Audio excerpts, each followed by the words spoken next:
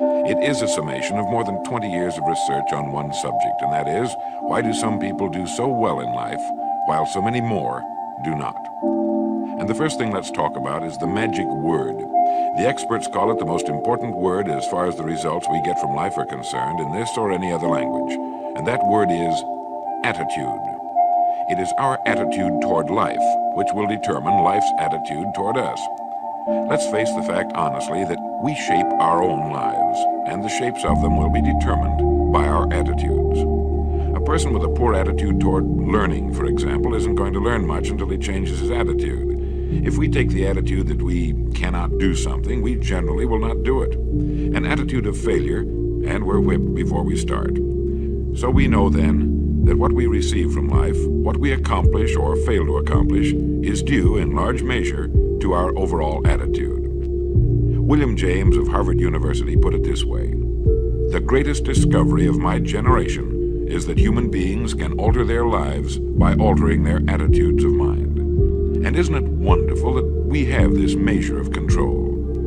Before we start talking about our attitude toward the world, let's talk about our attitude toward ourselves, since it is the attitude we take toward ourselves which determines our attitude toward the world. Now, right here we come to a rather strange fact. We're so familiar with ourselves, we tend to take ourselves for granted. We tend to minimize the things we can accomplish, the goals we can reach, and for some equally strange reason, believe others can accomplish things in our field which we cannot. There are literally millions of human beings living narrow, darkened, frustrated lives, living defensively, simply because they take a defensive, doubtful attitude toward themselves, and as a result, toward life in general. Many people are suspicious of and oppose change, yet change is the one thing in life on which we can absolutely count. People who stay young all the years of their lives not only welcome change, but see it for what it really is: new opportunity, new chances for further fulfillment. Attitude is a reflection, a result of a person's will. It is incalculably powerful.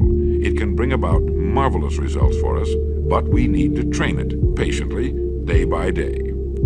Now let's talk about the attitudes of people who are successful. The top 5% of the people who go sailing through life from one success to another, and who, even when they fail at something, shrug it off and head right out again. No matter who the person is or what he does, men and women in sales, business executives, people in all the professions, wives and mothers, students, top people in the armed forces, public servants, men and women in the service of religion, working men and women in all fields of endeavor, wherever you find a person doing an outstanding job and getting outstanding results, you will find a person with the right kind of attitude. These people take the attitude toward themselves that they can accomplish what they set out to accomplish, that there's no good reason on earth why they can't be competent, successful. They have a healthy attitude toward themselves and, as a result, toward life and the things they want to accomplish. And because of this, they achieve some remarkable things, and they come to be called successful, outstanding, brilliant, lucky, and a lot of other things. They're quite frequently no more brilliant or outstanding than the majority of the people by whom they're surrounded. But they did develop the right attitude, and they found their accomplishments not too difficult, and many times surprisingly easy, simply because it seems that so few are really trying, really believe in themselves. Successful people come in all shapes and sizes and in widely varying degrees of intelligence, background, and so on. But they all have one thing in common. They expect more good out of life than bad. They expect to succeed more than they fail. If you want something worthwhile, take the attitude that there are a lot more reasons why you can have it than there are that you cannot, and set out to earn it. Go after it, work at it, ask for it, and 9 times out of 10, you'll get it. Our environment is really a mirror of our mental attitude. If we don't like our environment, we have to change our attitude first. Now, the world plays no favorites. It's impersonal. It doesn't care whether we change or not. Adopting a good, healthy attitude toward life doesn't affect the world and the people in it nearly as much as it affects us. It would be impossible to even estimate the number of jobs which have been lost, the number of promotions missed, the number of sales not made, the number of marriages ruined by poor attitudes. But you can number in the millions the jobs which are held but hated, the marriages which are tolerated but unhappy, all because of people who are waiting for the world and others to change toward them, instead of being big enough and wise enough to at least make a test which will prove beyond any shadow of a doubt where most or at least a big part of the trouble lies. Studies made of the lives of literally thousands of successful people have shown that they radiate confidence, assurance, they expect success, and they get success. You can spot these people by the way they walk, by the way they look and act. You can feel it about them when they enter a room. They may be short and fat, or tall and thin, or any combination in between, but they have about them the attitude of success. In the record Greener Pastures, I'll get into this next statement, but right now I want you to realize, if you don't already, that in 5 years or less, you can get right to the top of the work you're now doing. I know this, but the important question here is, do you know this? The minute you do know it, you'll have this right attitude I'm talking about. The easiest and most effective means of forming a good attitude habit is to begin to act as though you have a good, positive, expectant attitude toward life. That's right. Begin right now to walk, act, and look as though you belong to this group. If you're already in the top 5%, you'll know what I mean. If you've never tried it, you'll be amazed at what happens. Actions trigger feelings, just as feelings trigger actions. Now, let me tell you of a little test you can make which will prove beyond any shadow of a doubt that a good attitude can change a person's life as dramatically as walking from a darkened room into the bright, clear light of day. Not long ago, I read a line which went, "Life is dull only to dull people." This is true, but it also could have read, "Life is interesting only to interesting people," or "Life is successful only to successful people." And what I'm trying to say is that you must first become, mentally, from an attitude standpoint, that which you wish to achieve. A famous restaurateur was being interviewed by a reporter who asked, "When did you become successful?" And he replied, "I was successful when I was sleeping on park benches, because I knew what I wanted to do and that I would do it." In short, his attitude had been one of success, of expecting success long before the material, the tangible rewards of success had been earned. We'll get into this particular phase of Lead the Field in record number 3, A Worthy Destination. But for now, remember that a person must act, look, and because of these things, feel successful before the success he seeks can come. Chances are you know people who seem to be what others call lucky. All kinds of good and wonderful things seem to happen to them, and they give the impression of happily sailing through life, having a wonderful time, and getting more accomplished in a year than most people do in 5. This has been figured out fairly scientifically, and if anyone will conscientiously go about the test I'm going to recommend, and stay with it every day for the next 30 days without fail, that person can join this small, happy, and extremely productive group of people.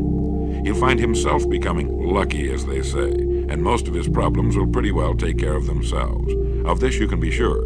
The results will be nothing short of amazing. Now, it makes no difference how good a person's attitude has been in the past. Anything can be improved upon, and it's the small refinements upon something already good that makes it great. So here's the test.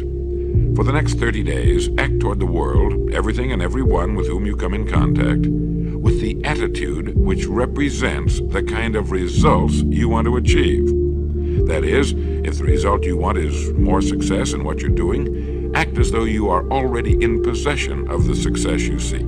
If you want others to treat you with admiration and respect, treat others with admiration and respect first. Have you ever stopped to think of this?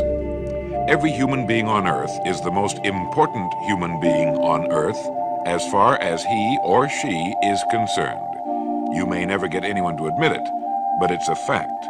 So for the next 30 days, treat every person with whom you come in contact as the most important person on Earth, remembering as you do so that as far as that person is concerned, he is. Now, the reason I say treat everyone in this fashion is mainly because this is the way human beings ought to treat each other, and because it will help you form a habit that will bring you amazing and delightful results for the rest of your life. Have you ever noticed that the higher you go in any organization of value, the nicer the people seem to become? You see, the bigger the person, the easier it is to talk to him, to get along with him, to do business with him. Do you know why? It's because he's got a good attitude, and people with the best attitudes just naturally gravitate toward the top. So for 30 days, act toward others in the world at large in exactly the same manner you want the world and others to act toward you. Treat your wife or husband as the person he or she really is, the most important person in your life, and the same with the children. Carry out into the world each morning for 30 days the kind of attitude you would have if you were the most successful human being on earth. And notice how it quickly develops into an habitual attitude. When a person does this, he should realize he has already placed himself on the road to what he seeks. He is right now in the top 5% of the people in this or any other country. He has prepared the ground and planted the seed. He has made of himself a magnet, an embodiment of that which he seeks. Before metal can be cast into a desired shape, the mold, the expectant receptacle, must first be fashioned. Before a building can be erected, the excavation must be made and the foundation laid. And before a person can achieve the kind of life he wants, he must become that kind of individual. He must think, act, talk, walk, and conduct himself in all of his affairs as would the person he wishes to become. He is then actually that person, and the things that person would have and do will naturally come to him. Almost immediately, a change will be noticed. Irritations that used to frustrate and annoy disappear. When some less informed individual gives you a bad time, stay on the track. When someone cuts in front of you with his car or acts in any other manner that shows his ignorance and lack of courtesy, don't permit yourself to drop to his level. Pity him, for that's what he really deserves. That's the very group a person doesn't want to belong to. And if he acts like them, well, let's face it, he belongs with them. There's nothing in the world that men, women, and children want and need more than the feeling that they're important, that they're needed and respected. They will give their love, their affection, their respect, and their business to the person who fills this need. So the magic word is attitude.